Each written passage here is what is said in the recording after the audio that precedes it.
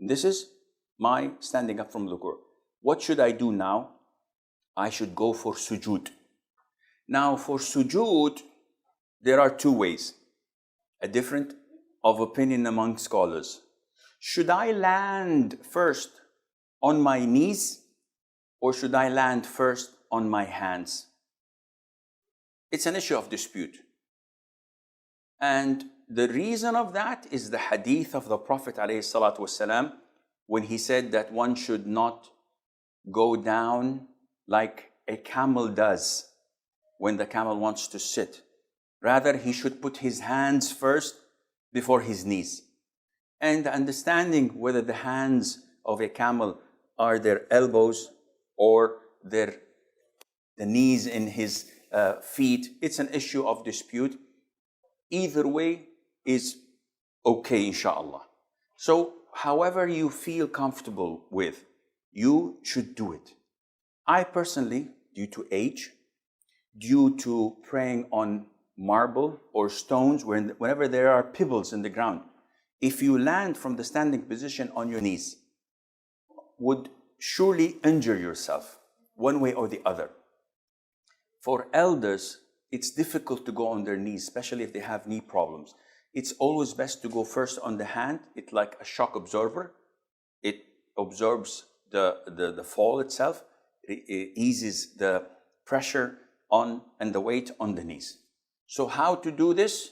This is what we'll, inshallah, show you now.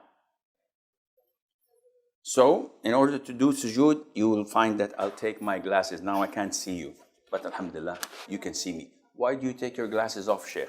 Because it will hinder putting the sujood spots properly. What do you mean by sujood? Prostration, as the Prophet said, I was ordered to prostrate on 7 limbs. He said, the face, and he pointed to his nose, meaning the forehead and the nose. These are related. This is one organ. The hands, the knees, and the feet. These are 7. So, I want to go to sujood. Do I raise my hands? No. I just say Allahu Akbar while falling to sujood. And this is what I do. Allahu Akbar. This is the way of performing sujood. What are the things I should paying attention to? Before I do the prostration, I'm still in the standing position. You have to know that, first of all, my hands should be pointing to the Qibla. So my hands are not this way and are not this way, rather they are pointing to the Qibla. Now, where should I place my hands? I have the option either to place my hands next to my shoulders or a little bit close to my ears. My knees are not so close together, they are apart. My feet, they are close to each other, erect, with some toes, not all of them, because it's impossible to have all your toes pointing to the Qibla, but the toes that are bendable can point to the Qibla. My arms are wide and spread, so my biceps are not close to my sides. So I have to spread as I'm spreading my wings. And my stomach is not touching my thighs. Some people just go very down. And I'll show you quickly, hopefully, to the best of my knowledge and ability. So my forehead, my nose must touch the ground. And these 7 limbs must touch the ground throughout the sujood. Because part of the famous mistakes is having your feet dangling. Or some of the brothers having the left hand on the ground and the other hand while prostrating, playing with his beard or looking at something in his pocket. So he's prostrating on 6 limbs, and this renders his sujood void if he does this without any legitimate reason. So I was standing up. Now I'm falling into the sujood position, and I'm saying Allahu Akbar in between. So let's look at how I make the sujood. This is one of the ways of doing it. So my hands and fingers should be pointing towards the Qibla. My face, my forehead, and my nose are touching the ground. I should have my arms apart and away from my body, and at the same time, my stomach is not touching my thighs. Some brothers do this, and this is wrong. And this is too much spread.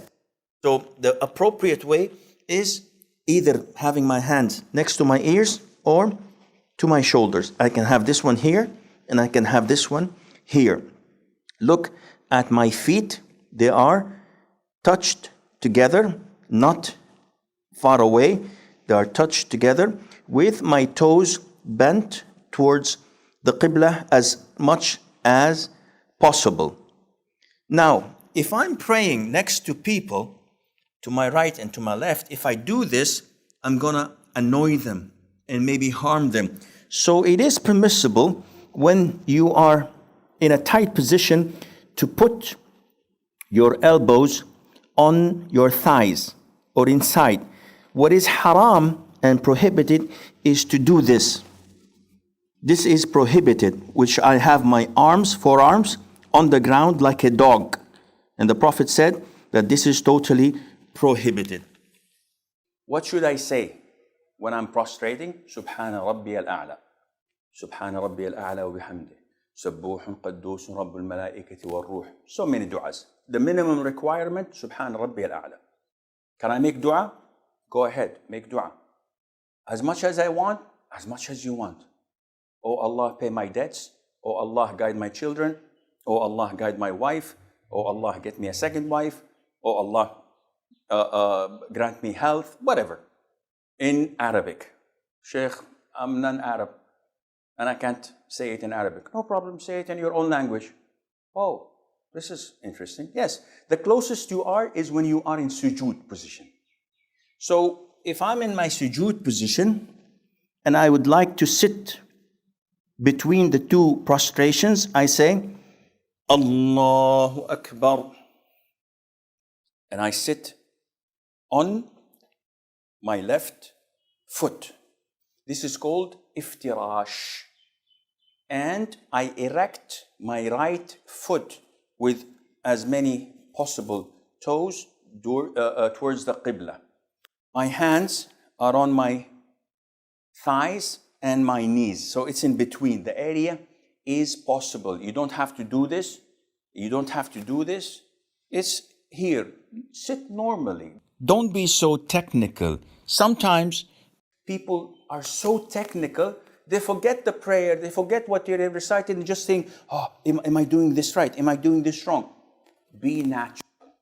Follow the Sunnah, acknowledge that this is the Sunnah, the way of the Prophet, and do it naturally. And when I sit like this, I say, Rabbi ghfirli. Minimum is once. I can say 10 times, 10, 20 times. I can say 2, 3, 4, whatever. Rabbi ghfirli, Rabbi ghfirli. Issue of dispute. Is saying Rabbi ghfirli mandatory or Sunnah? Some scholars say it's Sunnah. I am inclined to say that it is mandatory because the Prophet ﷺ always used to say it. Any other dua? Yes, there is a longer dua. Rabbi ghfirli warhamni wa'afini wajburni wahdini warfa'ni. All of this is possible. This is the prostration or the sitting between the two prostrations. It's called iftirash. And if you would like to show it from behind, I'm sitting on my left foot and my right foot is erect. This is the Sunnah. Sheikh, I have problems with my right foot, so can I put it down like this? No problem. Sheikh, I'd like to sit with 2 feet on one another because this is the only way I feel comfortable. No problem. Your prayer is valid. You will lose the reward of the Sunnah. But your prayer is totally valid, akhi. No problem. Not only that, Abdullah ibn Umar, may Allah be pleased with him, at the end of his time, he used to sit cross-legged. And when some of his companions followed him, he said, no, no, no, this is not the Sunnah. I'm doing this because of my knees. You should sit like the Sunnah. But the position is what? Sitting. So no matter how you sit, the right thing, but the more you are following the Prophet, the better it is for your reward. I must do a second sujood. And it's the same format. I say, Allahu Akbar. The same thing exactly, Subhana Rabbil A'la. Now, after I finish my sujood, I have to rise up to the second rak'ah. There is a sunnah that is called Jalsatul Istiraha, where I stand up. Before I stand up, I give a small pause. And then I say, Allahu Akbar. So when standing up, one should not stand